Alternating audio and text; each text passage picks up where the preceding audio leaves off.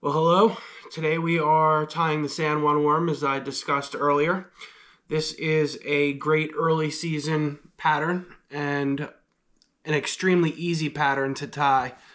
What's really good about the easy aspect of this is that when you catch a rockfish or a tree squirrel and lose your fly, you're not going to cry about it like some more difficult flies to tie, which you kind of want to go in after.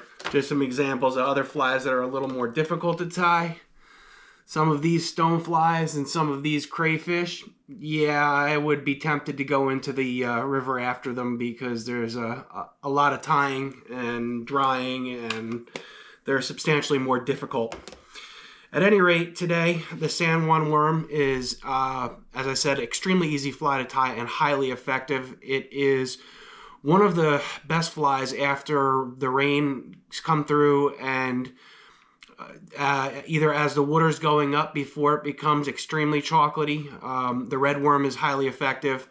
In my years of fishing, the pink worm, as the water and the cubic feet per second are starting to drop and the water's clearing up, the pink worm seems to do a little bit better. In my opinion, that's due to worms coming out of the ground and they're in the river, and when they're in the water for a little while, their color becomes, it's kind of like when you see a worm in a puddle, it turns that pinkish gray color. I like to fish them together as a dropper rig. Usually I'll fish red on the bottom and a pink one above it, anywhere from 10 to 16 inches above it. Also, when I see the pink fly, I can see that kind of like a strike indicator as the water's clearing up through the water. Today, the materials we'll be using are a Diachi curved hook, size 12. I'm going to tie it a little larger.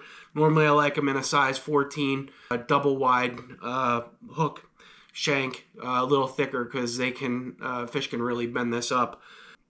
And we will be tying with red mono 6.0 and ultra chenille. Now, the ultra chenille here is red and pink. There's a lot of other materials that you can use, but for today, I'm just going to use red and pink. Well, let me get this fly tying going, and we will show you how to get this fly done, and you can tie up a bunch of them. Like I mentioned earlier, you're not going to cry when you lose them in the rocks because you do lose flies. And if you're not losing flies, that means you're probably not fishing areas that fish are lying in.